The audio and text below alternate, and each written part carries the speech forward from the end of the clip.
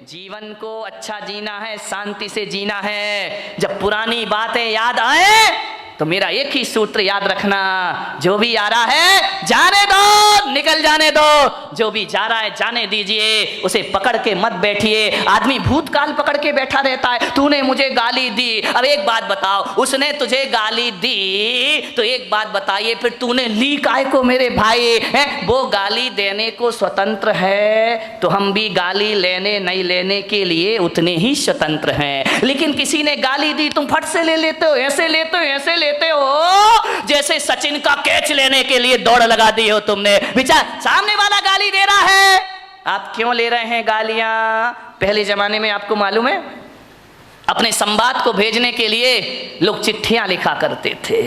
चिट्ठी लिखते थे और क्या करते थे मालूम है? उस चिट्ठी में टिकट नहीं लगाते थे। बेरंग चिट्ठी, बेरंग लेटर क्यों डालते थे? कि जल्दी पहुंच जाएगा। ध्यान रखिए, बाहर देश का स्टैंडर्ड, जल्दी पहुंचाने के लिए बेईमानियां शुरू हो गई। आप बताइए, जिस लेटर में चिट्ठी ना हो उस लेटर को बेरंग लेटर बोला जाता है, बेरंग चिट्ठी बोली जाती है। और वह चिट्ठी यदि सामने वाले के पास जाए और जब वो चिट्ठी लेगा तो क्या करना पड़ेगा उसको? बोलो, पैसे देना पड़ेंगे ना? कितने देना पड़ेंगे? डबल देना पड़ेंगे, क्योंकि टिकट नहीं लगी है, वहां का भी चार्ज लगेगा, यहां का भी चार्ज लगेगा। एक बात बताइए बारामती वालों, यदि बेरंग चिट्ठी तुम्हारे घर में आई है आपको डबल पैसा देना पड़ेगा। और यदि आप चिट्ठी नहीं छुड़ाते हैं तो चिट्ठी लौट के कहां जाएगी? बोलो, चिट्ठी नहीं लिखी कभी? पैदा होते ही मोबाइल ले लिया क्या हाथ में? वह चिट्ठी लौट के वहीं जाती है जहां से आती है। यदि आपने चिट्ठी नहीं छुड़वाई तो बेरंग लेटर बेरंग वापस चला जाता है, और जब वहां जाता है तो उससे डबल किराया वसूल किया जाता है। आपसे मेरा निवेदन है, गाली भी एक बेरंग चिट्ठी हुआ करती है, सामने वाला हमें दे रहा है, और यदि हम उस गाली को स्वीकार ना करें, उस गाली को ना लें, तो गाली लौट कर कहां जाएगी? जहां से आई है वही। लेकिन आदमी तो बेरंग चिट्ठी लेने को तैयार खड़ा है, पढ़ से ला क्या लिखा है। ध्यान रखना, जितना चिट्ठी भेजने वाला स्वतंत्र है उतना लेने या नहीं लेने वाले आप भी स्वतंत्र हुआ करते हैं। किसी ने गाली बकी, आप लेते क्यों हो? उसको वापस छोड़ दीजिए, जहां से गाली आई है वहीं पर लौट कर चली जाए। भूतकाल के लिए कभी क्रोध मत करो, वो समय गुजर गया, वो परिस्थिति गुजर गई, वो वातावरण चला गया। क्रोध अभी तक सीने से लगा के बैठे हो, ध्यान रखिए, रात गई सो बात गई, भूल जाइए उसको। वरना कुछ लोग बचपन की दुश्मनी को आज तक अपने सीने से लगाकर, अरे किसी ने कुछ कह दिया, दो बातें कह दी, अरे तो क्या बिगड़ गया अपना? यदि लड़ाई झगड़े में तुम जीत गए, जब भी ध्यान रखना, देवरानी से लड़ाई हो, सास से लड़ाई हो, भाई भाई की लड़ाई हो, बाप बेटे में लड़ाई हो, आदमी ये प्रयास करता है कि मैं जीत जाऊं, सामने वाला हार जाए तो बड़ी शांति मिला करती है। एक बात बताइए, आप एक बात मुझे बता दीजिए कि आप यदि छोटे मोटे झगड़ों में जीत गए तो क्या रामनाथ कोविंद आपको भारत रत्न का अवार्ड देंगे? नहीं नहीं देंगे तो बताओ, फिर खूब लड़ो, हाथ में डंडा ले लो, पत्थर, कौन सा सम्मान मिल जाएगा? यदि दो लोगों के विवाद में एक आदमी जीत गया तो उस समय ये सोचना, इससे मुझे कौन सी उपलब्धि मिल गई, कौन सा प्रधानमंत्री मेरा सम्मान कर देगा, कौन सा राष्ट्रपति मुझे अवार्ड देगा, कौन मुझे भारत रत्न बना देगा। आप बताइए, आप जीत भी गए भाई से झगड़ के, देवरानी से यदि जिठानी जीत भी गई तो कौन सा उसे वर्ल्ड कप इनाम में मिल रहा है? विचार करिए, आप इतना दिमाग लगा लीजिए, लड़ने की क्या जरूरत, झगड़ने की क्या जरूरत है? और इस लड़ाई में जीत भी गए तो कौन सा हमारा नाम हो जाएगा, कौन सी मालाएं हम पर डलेंगी? अरे इतना ही जीतने का शौक है ना, तो जाओ सीमा पर पाकिस्तान को जीत कर आओ, भारत तुम्हें सम्मान की निगाहों से देखेगा, हिंदुस्तान में तुम्हारा सम्मान बढ़ेगा। और मैं आपसे निवेदन कर रहा हूं, पाकिस्तान को जीतो या ना जीतो, महावीर की तरह खुद को जीत लो, दुनिया तुम्हें भगवान मानना प्रारंभ कर देगी, दुनिया तुम्हें पूजा करना प्रारंभ। जीतना है तो अपने आप से जीतो, लड़ना है, झगड़ा करना है तो अपनी गलत प्रवृत्तियों से झगड़ा करो, ये दुनिया तुम्हें महापुरुषों की श्रेणी में ले जा करके बेटा। आदमी छोटी मोटी लड़ाइयों को बहुत बड़ी जीत समझता है। दो भाई लड़ गए, जीत गए तो अरे हम तो बहुत बड़े विश्व विजेता बन गए। इन जीतों में, छोटी जीतों से खुश मत हो। यदि क्रोध को जीतना है तो ध्यान रखिए मान्यवर, बात छोटी है, बात बहुत बड़ी है। समझो तो बड़ी है, ना समझो तो बात की कोई कीमत नहीं है। ध्यान रखिए, दिक्कत इसी बात की है कि हम लोग छोटी जीत को बहुत बड़ी जीत समझा करते हैं। क्या होगा, किसी से बहस करने में जीत गए, ये बहुत बड़ी जीत नहीं होती है। जीते हो किसी ने देश तो क्या, हमने तो दिलों को जीता है। ध्यान रखिए, दिलों को जीतने का प्रयास करिए। किसी से लड़के जीत गए तो बहुत बड़े विजेता या सम्राट नहीं कहला जाओगे। एक बात याद रखना, यदि कमठ जीत भी जाता तो दुनिया उन्हें पारसनाथ नहीं मानती। रावण जीत भी जाता तो राम की तरह उनके मंदिर नहीं बनाए जाते। ध्यान रखना, रावण हार गया, राम जीत गए। लेकिन एक बात ध्यान रखना, राम इसलिए महान नहीं है कि उन्होंने रावण को मारा है। राम इसलिए महान है कि पूरे दो साल तक रावण से युद्ध चला, लेकिन राम के चेहरे की मुस्कुराहट कभी खत्म नहीं हुआ करती है। इसलिए राम के दुनिया में मंदिर बनाए जाते हैं। ध्यान रखिए, थोड़ा सा समझने का प्रयास करिए। मान्यवर, कई लोग भविष्य के झगड़े करते हैं, कई का क्रोध फ्यूचर टेंस को लेकर होता है। मेरा क्या होगा, कल कह रहा था ना वो सेठ, मेरे बच्चों का क्या धत तेरे की सामान 100 बरस का पल की खबर। क्यों जोड़ रहा, क्यों इतना सब कुछ कर रहा, आने वाली पीढ़ी के लिए जोड़ करके जा रहा हूं, उनका भविष्य बना रहा हूं। अपना बच्चों का भविष्य बनाने में भाई का भविष्य बिगाड़ देते हो आप। विचार करिए, अपनी आने वाली पीढ़ियों के भविष्य के लिए वर्तमान पीढ़ियों को आप तबाह कर देते हो। ध्यान रखना है मान्यवर, भविष्य को लेकर क्रोध करते हैं। एक मुल्ला नसरुद्दीन था, वो बंबई जा रहा था, पूना से, यहाँ से तुम्हारी बारामती से बंबई जा रहा था। बेटा स्कूल से आया, जैसे ही स्कूल से बेटा आया उसने बैग रखा, मुल्ला ने तड़ा तड़ 10-20 चांटे जमा दिए उसके गाल में। पत्नी बोली, यार तुम्हारा दिमाग खराब हो गया है, बच्चा अभी स्कूल से आया है और तुमने इसको 10 चांटे लगा दिए। अरे मुल्ला ने कहा तू चुप खड़ी रह, तू बीच में मत बोल। अरे तो बोले तू मार काय को रिया है, बोले मैं बंबई जा रहा हूं इसलिए इसकी पिटाई कर रहा हूं। अरे यार ये कोई बात है कि तुम बंबई जा रहे हो, बच्चे की पिटाई कर रहे हो। अरे बोले मार लेने दे आज इसको जी भर के। अरे बोले तू कैसा बाप है भाई, एक बाप बच्चे से दूर जाता है तो गले लगाता है, प्यार करता है, और तू इसकी पिटाई कर रहा। मुल्ला ने कहा आज इसे जी भर के पीट लेने दे, मैं बंबई जा रहा हूं, महीने भर लौट के नहीं आऊंगा, आज इसे पिटाई करके जाऊंगा। अरे पत्नी ने कहा कि यार मार क्यों रहा है, बोले तू नहीं समझेगी, मार इसलिए रहा हूं कि अब मैं महीना भर तो घर आऊंगा नहीं, परसों इसका रिजल्ट आने वाला है और मुझे मालूम है फेल होगा, और जब मैं यहां नहीं रहूंगा तो इसे मारेगा कौन। तेरे की आदमी, फिजूल की बातों के झगड़े हमारे घरों में हुआ करते हैं। जिठानी लड़ती है, पति समझाता है कि झगड़ा मत कर, तुम कुछ नहीं समझते हो, तुम्हें अपने बच्चों का भविष्य दिखाई नहीं दिया करता है, भविष्य को लेके झगड़े कर रहे हो। एक बात ध्यान रखिए, न भूत को स्मरण करो न भविष्य की चिंता करो, वर्तमान में जियो और वर्धमान बन करके खड़े हो जाइए, आपके जीवन की समस्याओं का हल हो जाएगा।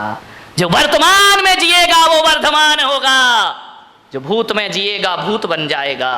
भविष्य हमारे हाथ में होता नहीं है, ध्यान रखिए। मान्यवर, किस बात के झगड़े होते हैं, छोटी छोटी बातों पे लड़ जाते हैं हम लोग। दिक्कत इस बात की है, जहां 4 लोग मिलते हैं, बात की शुरुआत तो बहुत अच्छे से होती है, इतने अच्छे से, लेकिन एंड बहुत बुरा हुआ करता है। लास्ट में हमारी सभाओं का, हमारी मीटिंगों का अंत लड़ाई झगड़े से हुआ करता है। इकट्ठे तो होते हैं, आओ बैठो कुछ विचार विमर्श करेंगे, ऐसा विचार विमर्श होता है कि बाद में हाथापाई पर नौबत आ जाया करती है। मान्यवर, आज संसद में क्या हो रहा है, विधानसभा में क्या हो रहा है, माइक फिक रहे हैं, कुर्सियां फिक रही हैं, जूते फिक रहे हैं, ये देश का आदर्श हो गया है। क्या प्रेरणा लेगी जनता इन लोगों से?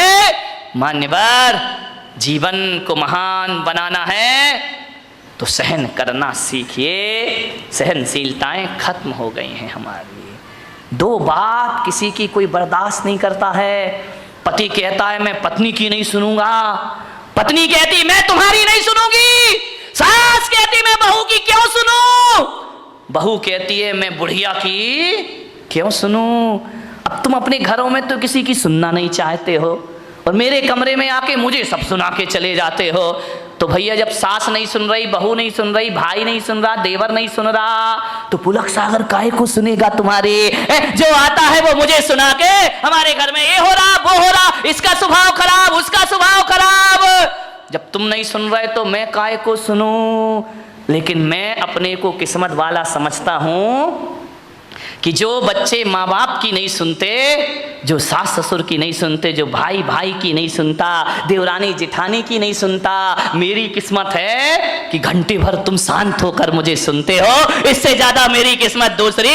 कितने शांत होकर सुन रहे, मैं कुछ भी बोल रहा हूं तुम तो बड़े शांति से सुन रहे। एक बात बताऊं बारामती वालों, इतने शांति से यदि घर की बातें सुन लो, घर वालों की सुन लो, तो तुम्हारे घर में झगड़ा होने का कोई चांस पैदा है। लेकिन हम घर में तो सुनना ही नहीं चाहते हैं। सास शेर तो बहू, कौन बोला सवा शेर, खूब लड़ी मर्दानी वो तो झांसी वाली। नहीं, थोड़ा सा सहन करो, सुनो, सुनने की कला डालिए, सुनाइए मत, ज्यादा मत सुनाओ किसी को, ज्यादा मत बोलो, कम बोलो, मौन रहो, ज्यादा मत बोलिए। ज्यादा बोलने के लिए पुलक सागर बैठा है ना तुम्हारी बारामती में। जितना भी ज्यादा बोलना मुझसे बुलवा लो, लेकिन तुम लोग ज्यादा, मेरी लोग सुन लेंगे, तुम्हारी कोई सुनने वाला नहीं है। ध्यान रखना, मान्यवर, विचार करिए। क्रोध आता है, मैं बच्चों से निवेदन करूंगा, घर में मम्मी पापा यदि लड़ते हैं तो मैं बच्चों को एक सूत्र दे रहा हूं। जो बच्चे नहीं आए हैं उन्हें मेरी ये सीडी सुना देना, प्रवचन सुना देना, यूट्यूब में दिखा देना, आपका क्रोध 2 मिनट में भाग जाएगा।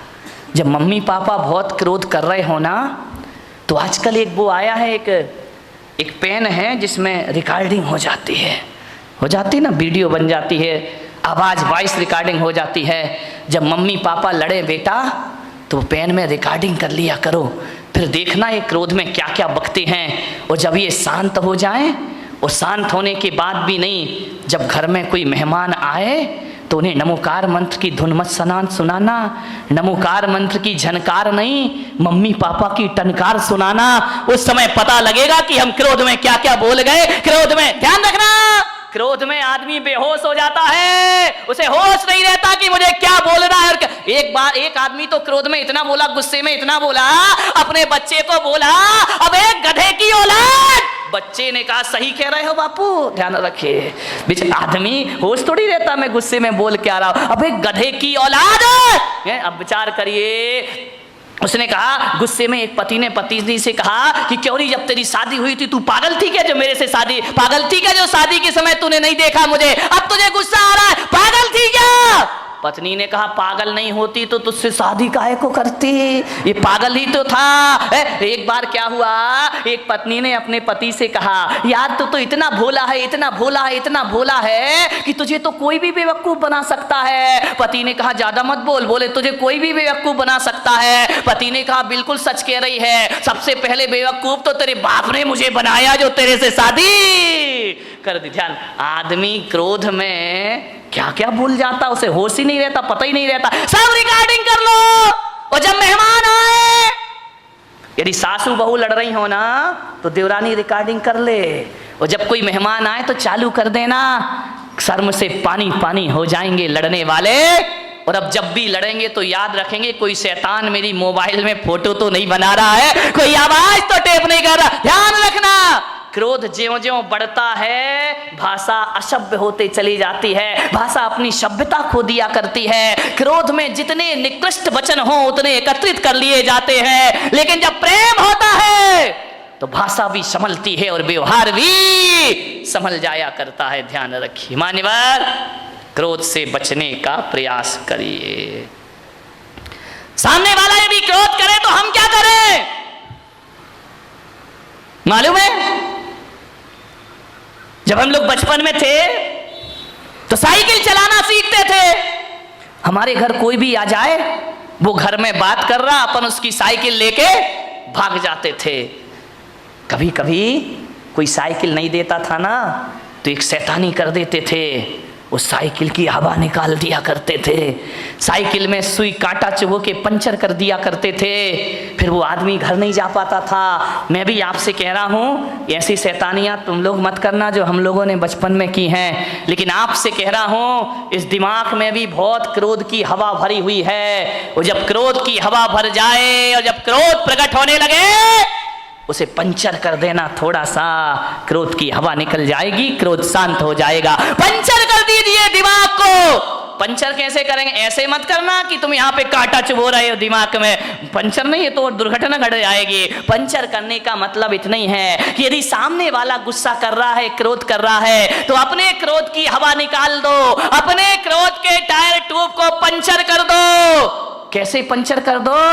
कि भैया जो तू गुस्सा कर रहा है, गालियां दे रहा है, इसका जवाब मैं 5 मिनट बाद दूंगा। ध्यान रखिए, थोड़ा सा धैर्य, 5 मिनट बाद जवाब दूंगा। मैं कहता हूं यदि 5 मिनट बाद जवाब देने का संकल्प ले लिया तो समझना हमारा क्रोध पंचर हो गया, हमारा गुस्सा पंचर हो गया।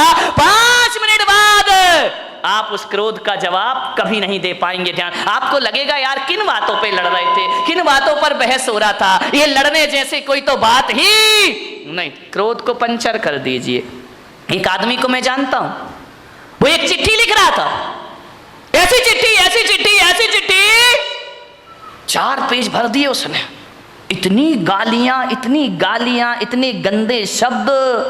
मैं वहां पहुंच गया, मैंने कहा क्यों भाई क्या कर रहे हो? अरे बोले मेरा दोस्त है ना, अब दुश्मन बन गया है, बहुत मेरा अपमान किया उसने। मैं चिट्ठी लिख रहा हूं, हजारों गालियां उसने चिट्ठी में लिख दी। तेरा सत्यानाश हो, तू बर्बाद हो, तू धोखेबाज है। लालू चिल्ला रहा ना नीतीश को कि तू धोखेबाज है, तू धोखेबाज है, तूने धोखा दिया, गठबंधन तोड़ा, 1000 गालियां। ध्यान, चिल्लाते रहो, अभी तो सारी दुनिया में मोदी ही मोदी चल रहा है। ध्यान रखिए, 1000 गालियां लिखी उसने। बोले मैं इसको पोस्ट करने जा रहा हूं, उसके पास पहुंचेगी ये चिट्ठी।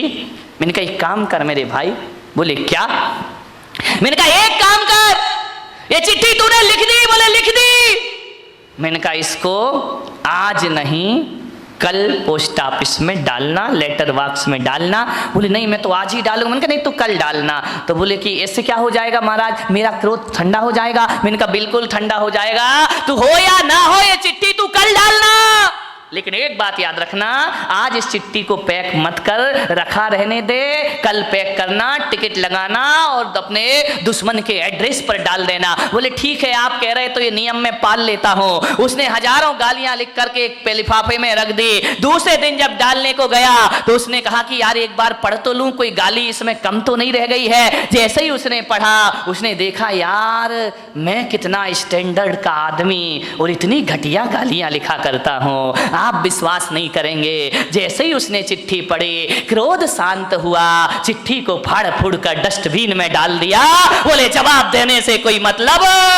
ध्यान रखना, क्रोध तात्कालिक पागलपन है, और जब ये पागलपन पैदा होता है तो एक बात याद रखना, क्रोध तात्कालिक पागलपन की निशानी है। जब आदमी क्रोध में होता है तो पागलों जैसी हरकतें प्रारंभ कर दिया करता है। लेकिन एक बात ध्यान रखना, ऐसा पागलपन है जो जब पागलपन ये दूर होता है ना तो पश्चाताप दे करके जाता है हमारी जिंदगी को।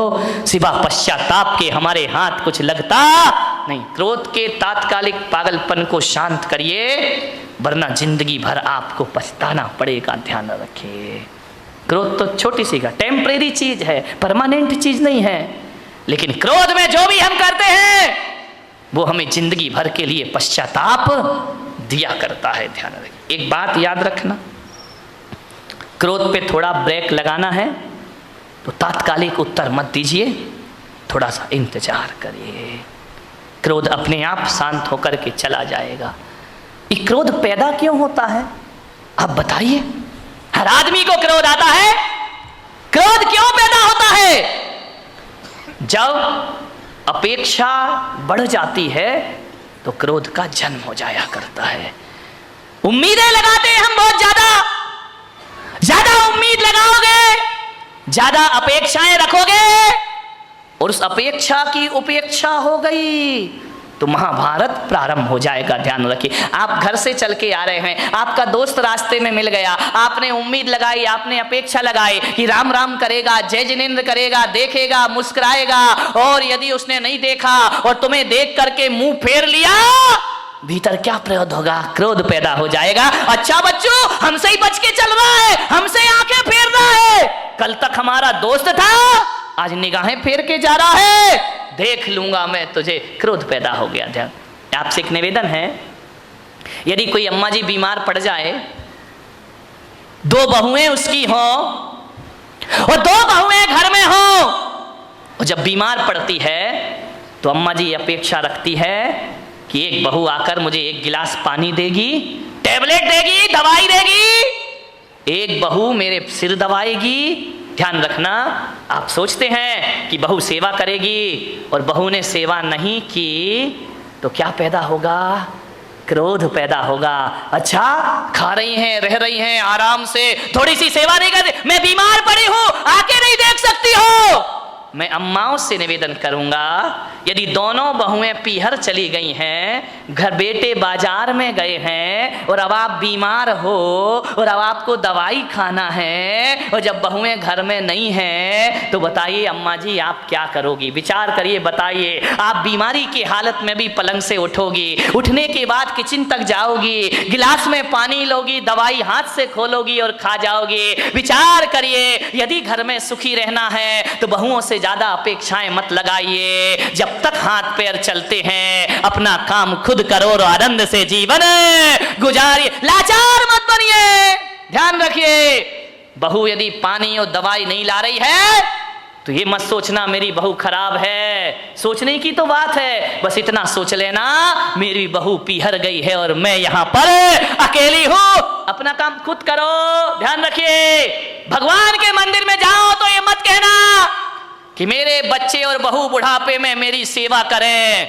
मैं पुलक सागर तुम्हें एक सूत्र दे रहा हूं, भगवान के मंदिर में जाओ तो ये प्रार्थना करना कि हे भगवान, बहू बेटे तो छोड़ो, ऐसा बुढ़ापा देना कि किसी से एक गिलास पानी की उम्मीद भी मैं ना रखूं, किसी से सहायता की उम्मीद ना रखूं, इतनी ताकत देना भगवान कि अपना काम में मरते दम तक अपने हाथों से, फिर लड़ाई कहां से होगी, फिर झगड़े कहां से होंगे?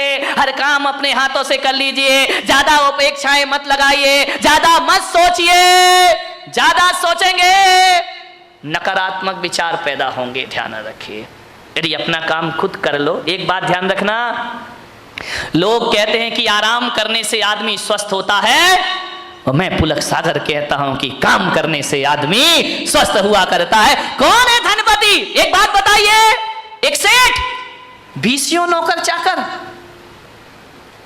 दर्जनों गाड़ियां जिसकी यहां खड़ी हैं, एक गिलास पानी भी अपने हाथ से भर के नहीं पीता। नौकर पानी लाके देते हैं, दूध वाला दूध लाके देता है, सब्जी वाला सब्जी लाके देता है, बहुएं हाथों पे खाना लिए खड़ी रहती हैं, 4 नौकर आगे और 4 नौकर पीछे चलते हैं। ऐसी जिंदगी बना ली इस आदमी ने, बिना नौकरों के जिंदगी नहीं चलती है। और एक बात बता मेरे भाई, जिस दिन नौकर नहीं आए उस दिन क्या हालात होंगे तुम्हारे, जिस दिन बहुओं ने देना बंद कर दिया उस दिन क्या हालात होंगे तुम्हारे। मैं उस आदमी को धनपति नहीं मानता जिसका पानी का गिलास नौकर लेके चलता है। अरे आप विचार करिए, अपने पीने के लिए एक गिलास का पानी भी ना ले पाओ तो तुमसे बड़ा अपाहिज इस धरती पर कोई दूसरा नहीं हो सकता है। तुमसे बड़ा विकलांग कौन होगा? नौकर ना आए तो पानी नहीं पी सकता, नौकरानी ना आए तो चाय नहीं बन सकती।